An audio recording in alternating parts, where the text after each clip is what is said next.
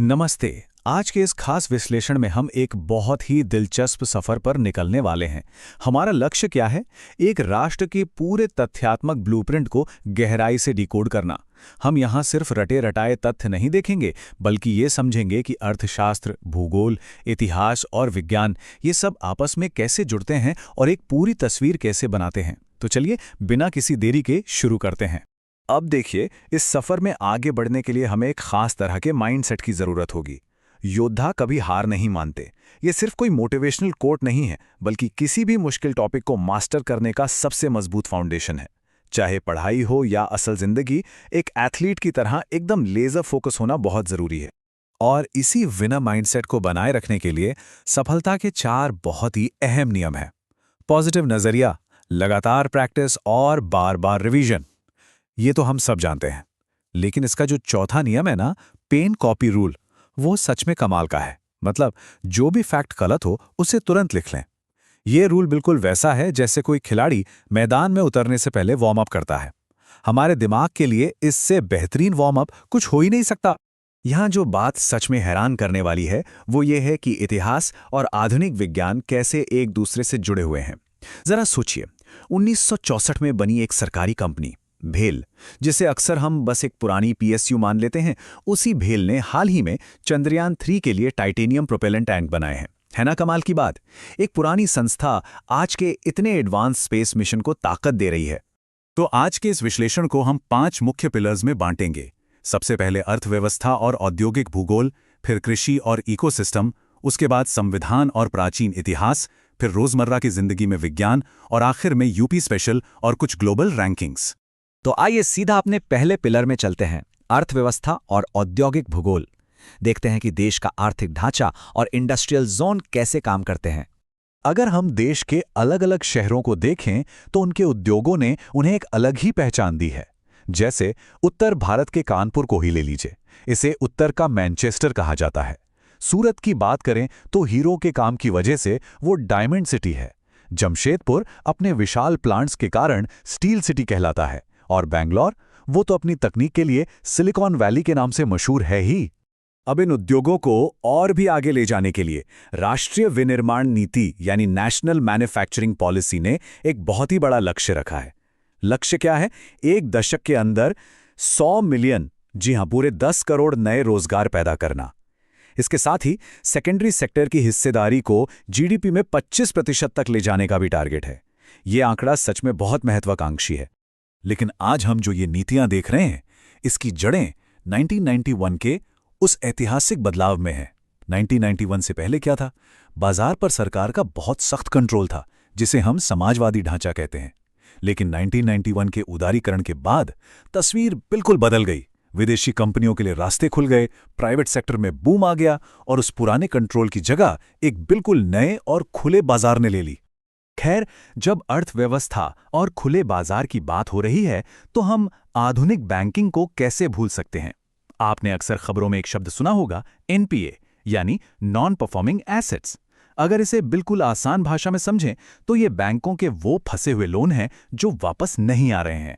सुनने में भले ही एक टेक्निकल टर्म लगे, लेकिन इसका सीधा असर हमारी और आपकी रोजमर्रा की बैंकिंग पर पड़ता है। चलिए अब कारखानों और बैंकों की दुनिया से थोड़ा बाहर आते हैं और अपना ध्यान देश की असली रीढ़ की हड्डी यानी कृषि और यहाँ के इकोसिस्टम पर लगाते हैं। कृषि से जुड़े रिसर्च इंस्टीट्यूट्स के नाम याद रखना कभी कभी थोड़ा बोरिंग लगता है ना? लेकिन इसे मजेदार बनाया जा सकता है। जैसे चावल अनुसंधान संस्थान कटक में है।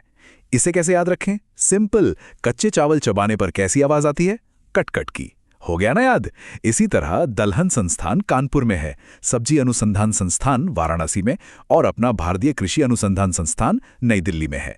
अब अगर खेती के पुराने और पारंपरिक तरीकों की बात करें तो झूम खेती, जिसे स्लैश एंड बर्न भी कहते हैं, इसका नाम राज्यों के हिसाब से बड़ी खूबसूरती से बदलता है।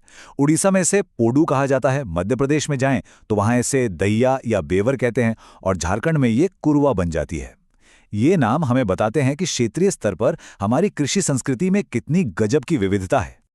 खेती और जमीन की इस दिलचस्प चर्चा के बाद अब वक्त है उन ऐतिहासिक और कानूनी नींवों को समझने का जिन पर यह पूरा देश और इसकी व्यवस्था टिकी हुई है। हमारे संविधान के बनने का जो पूरा सफ़र है वो कुछ बहुत ही खास तारीखों से होकर गुजरता है।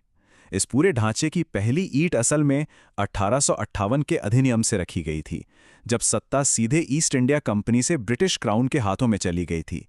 इसके बहुत साल बाद 26 नवंबर 1949 को हमारा संविधान अपनाया गया और फाइनली 26 जनवरी 1950 को इसे पूरे देश में लागू कर दिया गया। अब एक बहुत ही हैरान कर देने वाला फैक्ट सामने आता है। हम इतने बड़े इतिहास और इतनी विशाल आबादी की बात कर रहे हैं, लेकिन क्या आपको पता है कि भारत का कुल क्षेत्रफल पूरी दुनिया के क्षेत्रफल का सिर्फ और सिर्फ 2.4% है? जी हाँ, सिर्फ 2.4%। इतने छोटे से भूभाग में दुनिया का इतना बड़ा लोकतंत्र और इतनी सारी विविधताएं एक साथ मौजूद होना, ये वाकई किसी चमत्कार से कम नहीं है। और शायद इसी चमत्कारी विविधता को सहेजने के लिए हमारा संविधान एक ग्लोबल बेस्ट सेलर की तरह काम करता है। मतलब दुनिया भर के सबसे बेहतरीन विचारों को इसमें बहुत ही परफेक्शन के साथ शामिल किया गया है।